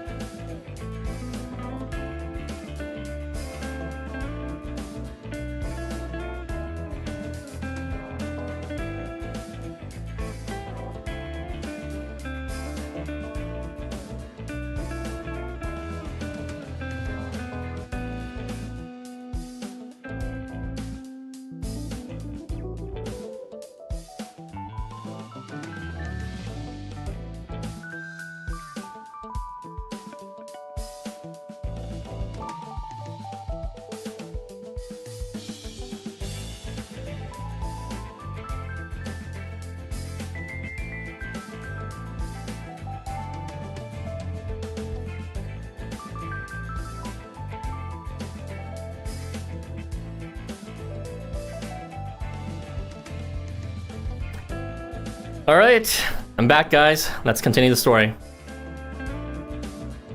The epilogue. So everything has been neatly tied up already.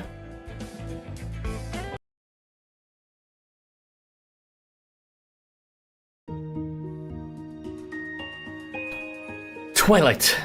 A time in between. An hour of uncertainty. The sun sets, yet not fully. It is neither day nor night. A time that is no longer a child, yet not quite an adult. A time after school. Countless worlds intermingle under the orange sky, birthing nameless joys yet unknown that fade as quickly as they come. Tonight saw the appearance of a dragon to bring about the world's twilight, and none other than an event banquet of Shangri-La, where the sun never sets. Someone very much like myself was there, one who did not know his true self. A wanderer, an exile, bereft of memories. That those who belong nowhere in this world would meet within it should, by all means, be an incredible improbability. Those who come from other worlds describe Tokyo as a place where, if you desire it, you can be whoever you wish. Yet I elect to turn the sentiment around. Tokyo is a place where, if you desire it, you don't have to be anyone at all. Twilight! There is another meaning to this word. It refers to a time of decline, where excitement and success comes to an end. How very quickly time passes. All that aside, how did you find tonight's performance? We of the entertainers wish only that you enjoyed yourself. We dedicated this one to all the homies at home, because I did not read the rest. Epilogue.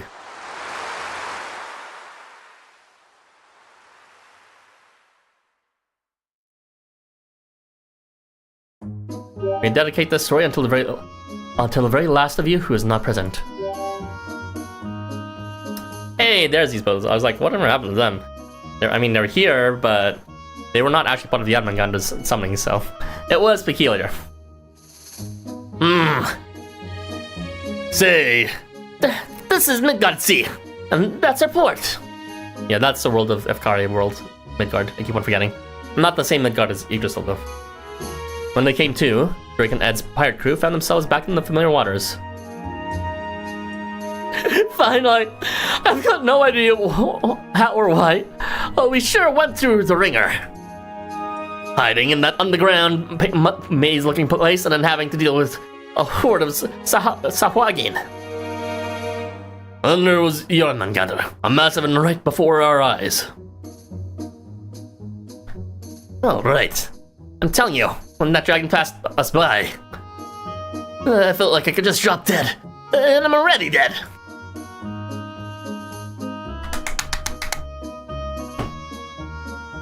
Then before we knew it, we were surrounded by light, and back to our high seas. Wait, was that Ed? Then before we knew it, we were surrounded by light and back to the high seas. Just was that anyway? Feels like I was dreaming or something. And on top of that, that spot sure was glitzy, wasn't it? Wait, was that Ed again? No, it wasn't. It might have been, had the treasure in its good treasure. Now I'm steaming we left it behind. Well, it's a place we've been before. If fate wishes it, we might end up back again. Was it just like a... It was a collision of worlds with Shangri-La, but I don't know why Midgard was connected to it. I don't know how these bows has gone here. Maybe it had to do something with Jormungandr, but even then that seems a bit tenuous. You're probably right. For now, let's pilfer the treasure in this world. Oh, take me anywhere, Captain. This world or to Shangri-La itself. I'll always follow you. By your side, Captain. Drake. It's where I belong. What's with all this sappy stuff all of a sudden? There's no guarantee we'll be warped off together next time. So why want to say it while I had the chance? Well, if you're gonna be all soppy about it, then no leaving my side. Got it? Alright, mateys! Raise the anchors! The Rex Pirates are setting sail once again.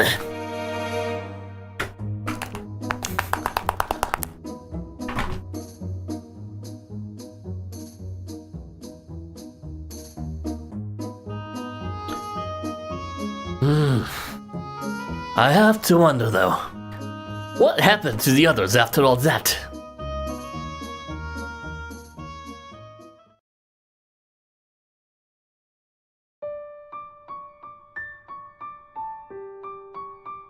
Alright, here goes.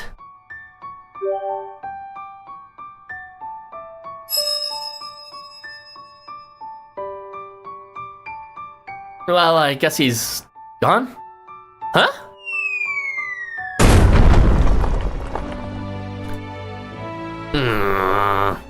Shoo. Shoo.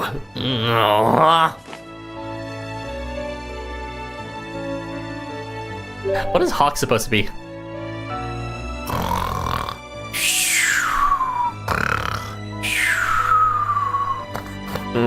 There you go. I guess that's how it's supposed to sound. As in the sound of a little hawk to oh, that was a nice nap. What looks, all of you? Jormungandr? Which one? It might happen. Say, mind if I got a good gulp if the getting's good? What's got into you though, Ayrton? What's the what stuff? Did he not just talk to him? There's no time to be dragging your heels out here, all of you. This is where the real deal, true blue climax of the glitzy, glamorous delightful happens. Alright you are, as scheduled. The big fight's over and the sun's long set. The night is on and this is where the real fun begins. Didn't expect the words of a hunter to come out of you like that. Hunter? Did I say something weird? Wait, you weren't even aware? Oh, come on. Was Yama Sachihiko always this dumb? He was not this dumb in his original story. And that was a pretty piss-ass story for, what's it called, Virtual Summer Memory.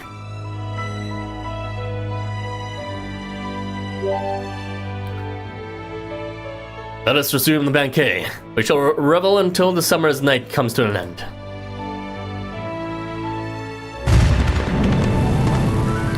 Hey!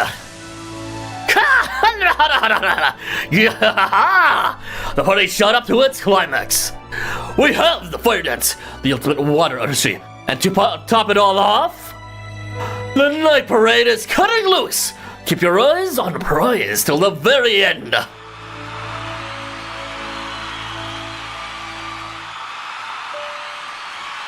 they dancing with Gorozaimon's ogres? The yokai are dancing. Guess they really are our parade. This party is wild. I just can't be surprised by what they pull out next. The staff is doing their best to keep up with the guests, but that is simply how work should be. An ordeal of labor. You've got the smile of an angel on you when you say that, Hirtis. Sounds real tough, but if you're having fun... Is it just me, or have the partygoers here adapted crazy fast? I guess they don't call them the entertainers for nothing. Well, this is no longer Shangri-La in the city. I shall leave the entertainment to them, then. I am very grateful for that, kind sponsor. Please, do enjoy the grand finale. I do have to ask, however, are you sure this is where you should be? Is there a problem? I do have to remain incognito as a precaution, but surely I can enjoy the banquet. Oh, it's simply that the VIPs over there would very much like it to have a word with you.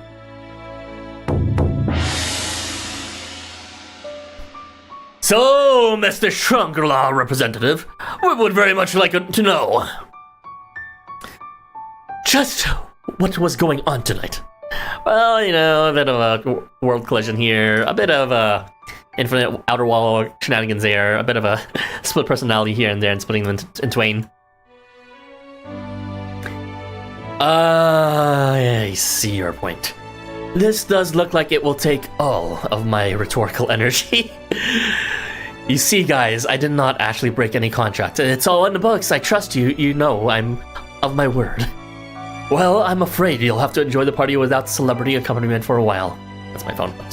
There is something I'd like to say first, though, Aerothan. I am truly sorry about tonight, and I'd like to apologize properly to you. That and I promise to lend you my aid during this loop. How about... Oh, I know. I could build your guild's base of operations up into a palace. How about that? Yes, please. Don't say no. Yes. Yes. Yes. Where's the yes? Come on. Come on. Fast and loose as money, huh? I still have much to learn, you see. So I tend to let myself loose without even knowing it. Well, I suppose it would not be in good taste to let a conflict guild with us to design our own base of operations. Arthan, until the day you take my... No, nay. Even if you never take the hand I extend. I will always watch over you, and I will continue to speak my message in hopes that will find its way to you and eventually. Whether it takes 500 million, billion, more billion years, or if I have to kill you. May our time together be rich, old friend. No, you were simply Arthan, my friend. Alright, laters. Calm down with this sophistry, this thing. Forgive me, for I too must head out for a time. A member of the massage staff sent out a call for me for help a few months ago. Good at massage? Not particularly, but it seems we have a rather large guest who needs muscles behind his massage. Forgive me, I'm unable to provide my service to you through to the end. Before I leave, however, allow me to say this. I feel like the development in kits and the lore significance between the 5 stars was completely different between me and Jormungandr, don't you think? Perhaps you should send a letter to LifeWonders to complain. Thank you, Arthan. This is one summer's nights I will not forget. It is thanks to you that I can stand here as I am. Through this night, I feel that I have seen a bit of what I wish to do here in Tokyo. Let us meet again. Call me whenever you'd like. Man, this is getting me motivated to reread Afkari 1. Hey! Heracles! Arthan, where'd Heracles go? Oh, work stuff? Well, I guess he's doing what he has to do. That puts me in a bit of a pickle. Maybe we'll ask another staff member. What's the matter, big bro? Need something? Do I ever? See, I went and dropped the ball. I only just noticed it, but I might end up going home and nothing but this here fundoshi. So I was hoping to find Heracles and ask if he could lend me some staff clothes. You're doing this just now? That's my big bro. Yeah! Well, I'll work something out, don't worry. Anyway, I'll check out the party around here while I look for Heracles. I might even find that fishing hook. Sure, Jan. See you later, Arthan. Oh wait, there's one thing I had to say. I'm your big brother in spirit. I might be a little on the unreliable side here and there, but I'll help you with all I've got if you ever need it. Call me whenever. Yeah, get the fuck out of here, dumb himbo. Hello, Arthan. Oh, Oz, my beloved. I'm about to head out too. I think I'll teach that coward what summer fun is all about, you know. A little desynchronized handy, if you catch my drift. You're not done hitting on people. That just might be a bit much for him. Just kidding. Thought I'd make you jealous for a bit there. What I've actually got to do is another annoying meet and greet before I leave. So if I'm figuring out how to take control from here on out. It was pretty fun though, I've got to say. There's never a dull moment with you, Arthan. Invite the coward out hanging sometime, alright? I'll tag along too. But if he stays cowardly forever, well, I just might be the one doing the snatching under his nose. Oz? Do you mean? Hold on, other me. Oh, sorry, Arthan. The other me said his piece, but I want to say mine. About what he just said? What are you talking about? About you, well, inviting me out somewhere. Honestly, you inviting me anywhere would be like a dream. I'd like to be the one asking sometime, too. Let's be friends and hang out sometime. You know it. Yeah, I thought we were already friends. I'd have to think, what is a rude-ass response? I'll think about it. Nah, man. You and me, we're real bros. Thanks, Harrison. I'm really glad I met you this summer. But don't call me bros while we're in bed, okay? Even if the sun rises on this night or the autumn winds sweep the summer away, I'll always have the memories of this season with you. And those memories, well, I think they'll give me some courage. So, Harrison, whenever you want, just give me a call, alright?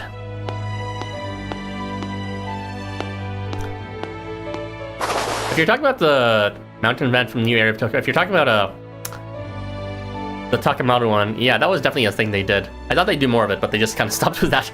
Very bizarre. Oh! There you are, Ethan. Enjoying yourself?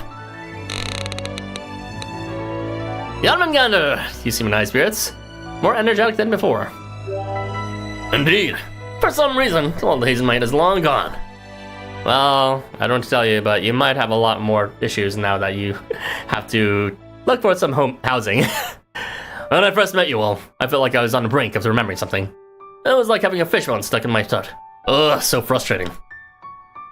But that's just gone now. Hell, I feel like I'd been reborn. That might actually be the case. I hear Shangri-La is that kind of place. Any memories of a lover back home? Ooh, these are all really good. Well, the last two anyways. Whatever. Lover back home? No idea. This seems vaguely unethical to create a clone of yourself that doesn't remember your lover. But whatever, it's fine, I guess, because he originally did it and he still has his memories in some capacity, even if it's not in this body.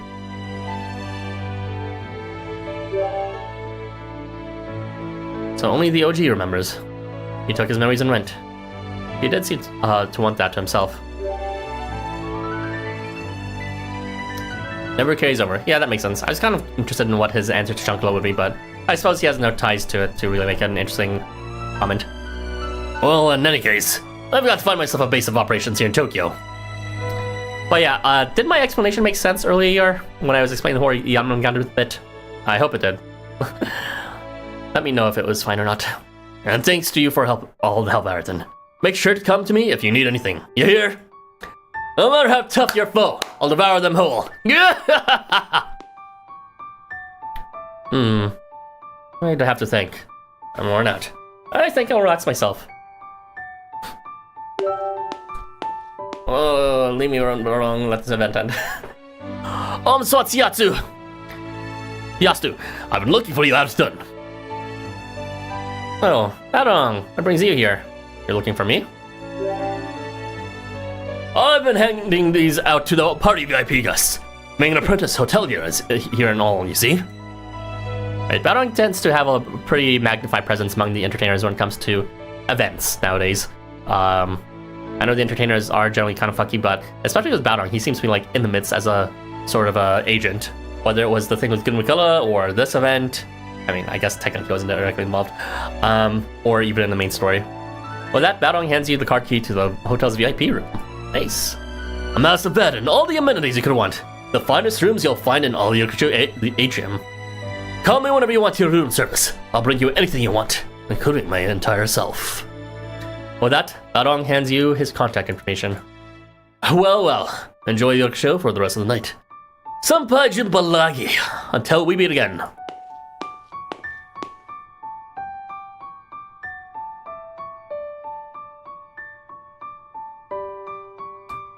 Oh, looks like I'm alone. Wait, they're not here yet. Or so I thought. There you are!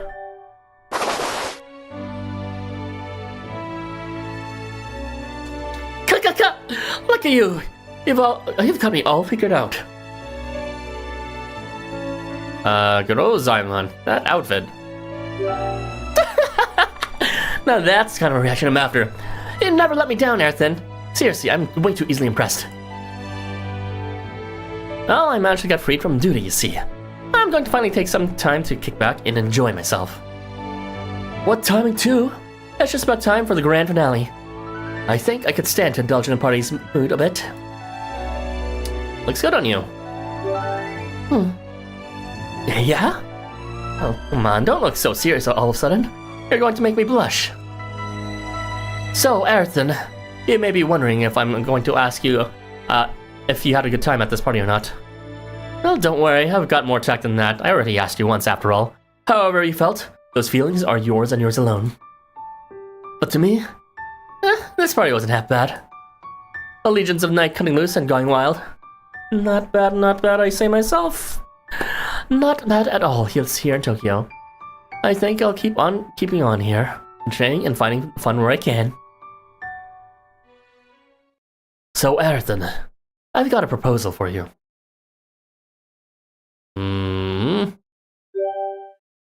Oh, come on, don't be like that. We're tight, aren't we?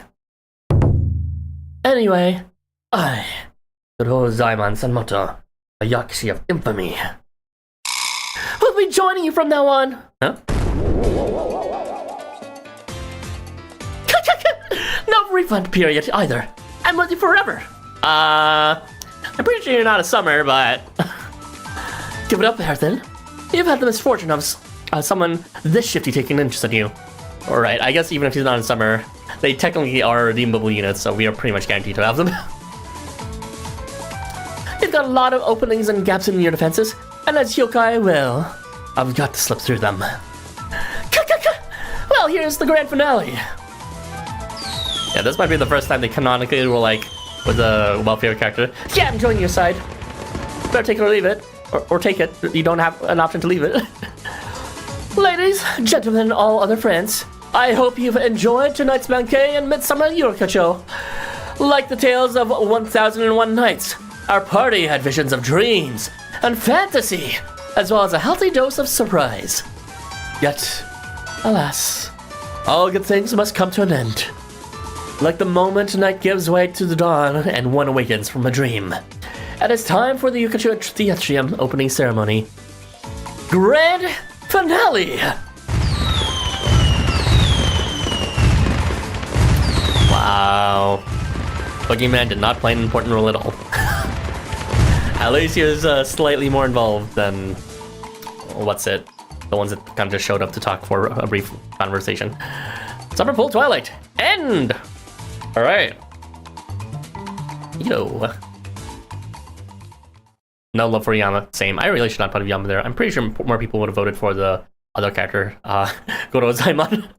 Yeah, it's such a dumb himbo, and not even in a flattering way. Fucking idiot who's just like, oh, my Fisher will be here. Oh, I'm such a big bro. Call me big bro even when I'm not doing anything right. Sorry, I'm very dumb. I don't know where I'm going here. Alright, let's head over to our options and our memories and events. Not events.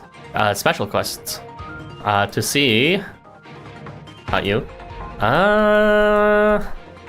Summer Pool Twilight. I missed it. Summer Pool Twilight. And we are going to be selecting... It seems like the winner for this vote is going to be Oz, to no one's surprise. Oh, thank goodness Zoe's not here, so I don't have to do both. If there's a choice between Oz and Zoe later on, which most likely there is going to be, which one should I pick? But I rush quickly before I pick it myself.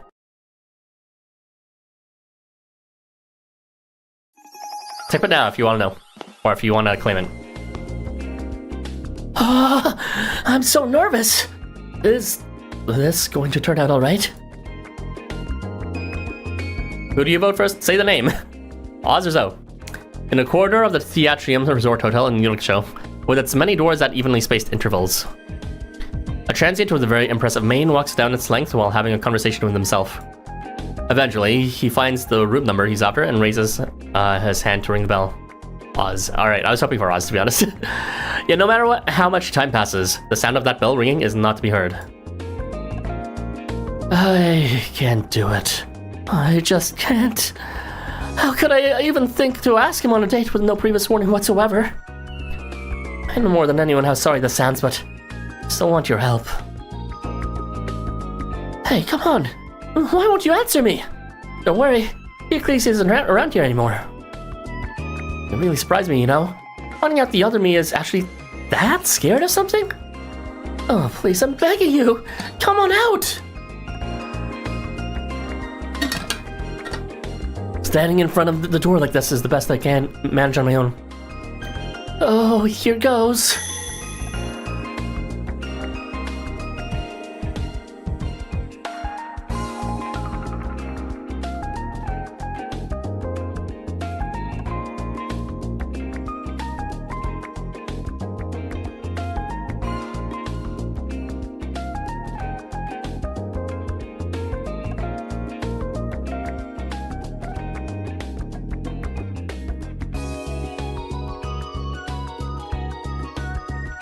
Alright, let's resume, sorry. Oz downs the contents of the bottles as he speaks. A moment later, his voice comes out sounding completely different. Look! You got me all wrong. I'm not scared of that big hero or nothing. Is he scared of Ashley going out with us on a date? By the way, other me, what's with that sheepish look, with your hand on your neck? Sheepish? Listen up, numbskull. This is, one of those poses carnivores always strike. Just like that. Oh, right. Sorry, there's just so much I don't know. And just so you know, the reason I was hiding out was to get you to stand on your own 2 feet. I know you won't unless I stop babying you. What a pain. What a pain, I tell you. You got so close. All you had to do was open the door. You worked up the courage you needed to come all the way here, didn't you? You can go a little more. You can see it through to the end. Now you're the one playing Scary Cat? Alright, fine. Guess you won't mind if I go gobble him up myself, alright? Huh? See, I'm pretty fond of bears myself. Got a real tasty look about him. You're really gonna sit back and take that? Oh, don't tell me you're gonna stick your thumb in your mouth and went, oh, but I liked him in voice. Oh, that is cold. I mean, to be honest, Zoe did see us first, not Oz. I'm pretty sure that was the case anyways. Ooh, I liked him voiced. I like that.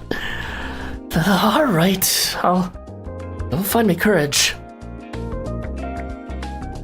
His hand, nervously shaking, gradually reaches for the intercom. When his finger is mere millimeters away from the button. What? Why does ignore Oz and return to your room an option? Is that too mean? I don't know. Is this significant? Nah. Alright, which one? First or second option? If they're both significant, then I kind of I'm interested in seeing both. I don't know if this implies I'll be seeing Zoe in the other one. Come on, top? Alright. We're going top and let's go. Noticing he's been patted on the back, Oz turns around to see who it is. This was a cunning trap he had laid, however. The moment he turns around, you poke at his cheek. I didn't think you were out, so... Oh, I totally fell for it. Come to think of it, I feel like this had happened before. Something with the student council president. Our president has the most graceful giggle when she pulls off one of her pranks. It was a real joy to sing it. Amaterasu pulling off pranks, I cannot imagine. Whenever I do, I just want to laugh along with her. I just lose all the anger I had. That giggle you did just now. Oh, it was so much like her. Give me a nice surprise, honestly. So, what brings you here? Did you want something? Oh, right. I did need something. So, hey, do you like stars and space and stuff at all? I wanted to ask you now, so you know. I know later, and... Are you freaking kidding me? Stars again! Ah, man, I really got nothing in my repertoire. I won't say it's a 0-point pickup line, still. Stars? Ain't nothing up there but cold and solitude. What's so good about them? At the very least, that's what the starry sky of Olympus was like back in the Leo's constellation. It was a flat world with no depth and nothing beyond it. A void. That's what I'm here to ask. Sorry to just barge in on you without making an appointment first and stuff. Hey, I love stars in space. And I'm more interested in you. Wait, you're interested in... me? I shouldn't expect that answer. I'm really unreliable though. I hope I don't let you down too quickly. So how about we go see those stars tonight? That's all I can think of.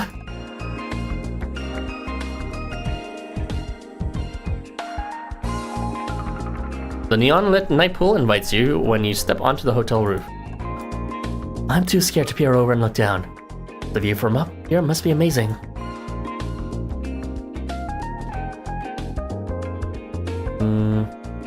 Peek down or look up? Both are good, but I kind of want to look up. I don't know. I'm being too indecisive in this fucking one. These options should not matter, but it's like Oz and Zoe, right? So it might matter. I don't even know.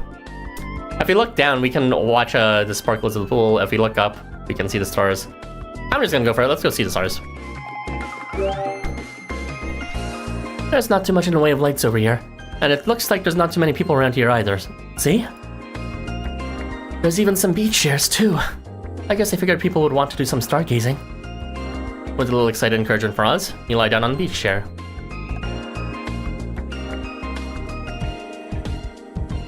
Ooh, that's a slightly new graphic. And by new, I mean kind of crusty, but also still haven't been really used before. Hope you don't mind me sitting next to you. So? What do you think of the view from here, then? I am shocked we can even stargaze at all in the middle of this glitzy pool party that is full of artificial lights. A lot more comfortable than I thought. I just might doze off here. Wait, that's got nothing to do with the view. You're talking about the chair. Alright. So tell me, where is the Big Dipper anyways? Well, that's Deneb, that's Viga, and that's Altair. Remember last time we met and I talked about the Summel Triangle?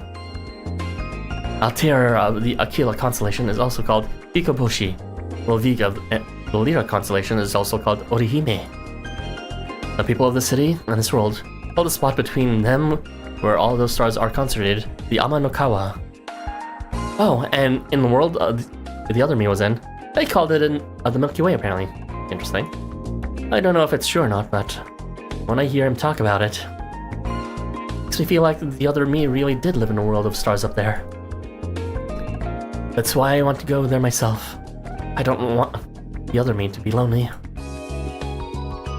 Aww, I love this Ozo ship, this self-cessed ship.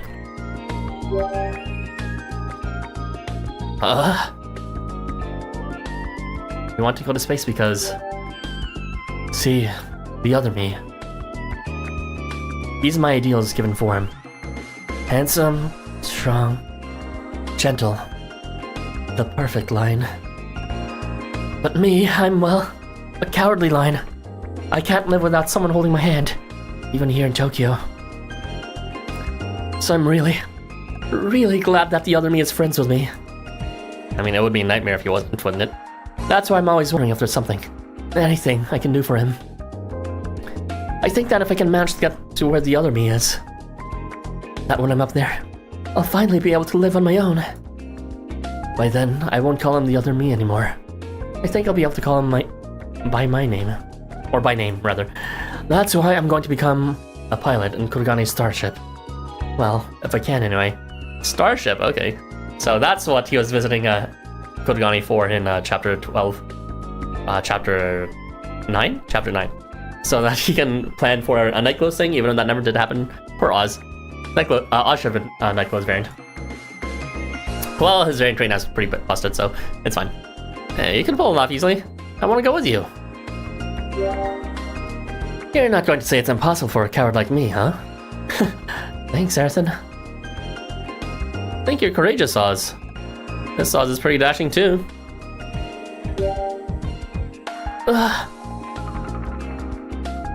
Really don't think I can even match the other me.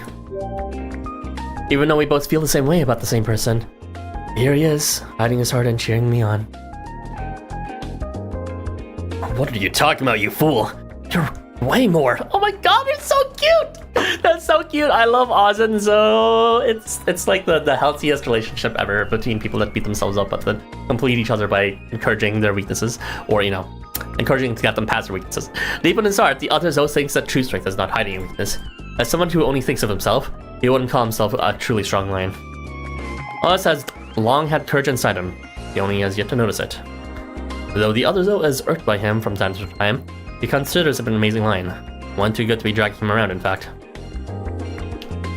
Personally, if the other me and I fell for the same person, I want him to be happy over me. Because, well, I love him just as much as anyone I might fall in love with. Oh my god! The odd social is real. I love it. It's weird. It's self-obsessed, but it's also like legit. It's legit. It's like the best. Canonical gay relationship. Another one right here. Suddenly stumbles towards the pool as if he was pushed. Huh? Oz, look out!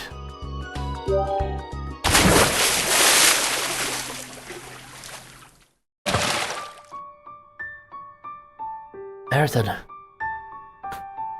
No longer feeling so awkward, neither of you pulls away as Oz begins to speak. When the council president asked me to do her greetings for her, I was really stressed out. Since I got to meet you, well, I'm really happy I did. After opening up to each other, you inch closer to Oz without him noticing.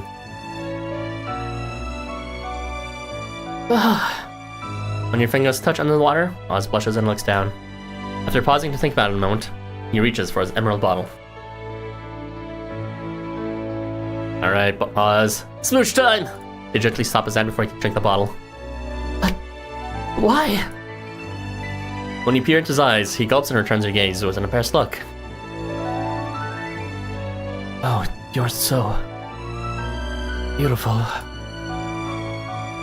He feels as though the sight of your face is every bit as beautiful as the stars shining above. The two of you gravitates even closer. The visage of a cowering lion reflects in your eyes. Neither sure who reached out first, but the distance between steadily shrinks. Ooh, that's so cute. Autosexual. Is it really autosexual if they are two different entities? Well, I don't know. I mean, I guess self-obsessed still has the same vibe as autosexual. Underneath the sky of glimmering matte emeralds, you can hear the faint. One can hear the faint purr of a man born a lion. Oh, I love Oz. Starting now, he was kind of trash in every other appearance, but starting now, he's really good. I love Oz in this event as a whole. Anyways, if you want to see the rest, you're gonna have to do it on your own time. In fact, I'm probably gonna see Oz all over again just to see Zoe's side and the other options. Yeah. So that's it for Summer Pool Twilight story. Hope you guys enjoyed it. I have very mixed feelings about this playthrough or this story, but I'm not gonna say I'm neutral about it. I did dislike a lot, but I will say the parts that were good were like really good. So much so that unlike a Virtual Summer, which did have some good moments but was like completely overshadowed by shit, this one had some really boring crap when it came to like, oh, I love how you just said the most basic thing here, and you always surprise me like that, like, and everyone kind of being like, oh, I'm a big brother, I'm an idiot. Everyone playing into tropes. Awful. I'm just gonna say that. Awful. However, the story did pick up dramatically in episodes 5, 4, and 6. So at least for half of the entire event, it was really solid with the story between Jormungandr and what's that, Smoky God. Jormungandr's role was really ambiguous. Honestly, I'm not fully satisfied by their explanation. But in the very least, they're a fun caricature, even if they were kind of annoying with the repetitiveness. I do love this story intermingling with fantastic boyfriends here. It was well done. It doesn't even feel crossover. It feels more like a sort of otherworldly, kind of like inspired, like as if it were, you know, how Legend of Zelda games sort of reference past installations of the game. But yeah, very cool with how the Shangri-La setup eventually awakened Yorm, and a better explanation of what the fuck Yorm was even doing there in the first place, since he was kind of just there during Thor's story, and we didn't know why. I don't know. Just like answered a bunch of questions that honestly I never thought would ever get answered. So it's just like, for that alone, it's just like very rare to not only go net positive in terms of answering questions over creating questions, but also like answering questions you never thought would be even addressed here. Like, chef's kiss. But yeah. Love this story for sure, as long as I can remember it. I will be interested in seeing what the other world dragons are up to. It does seem like Jormungandr was abducted. I might want to reread Loki's deal in chapter 12 or 15 or 14 rather, to see how he ended up doing this prank with them. I think he did mention he did some sort of prank with regards to Yggdrasil. But yeah. Tomorrow there will be a discussion, so that will be my final stream for this event. look forward to that discussion at 3 p.m. ET. So just 4 hours earlier before these usual streams, starting tomorrow. Me and Irby will be discussing the new equips as well as some of the evolutions and the new seasonal booster. So I'll look forward to that. Well, that's all for now, cuties. I will see you next time. Until then, peace.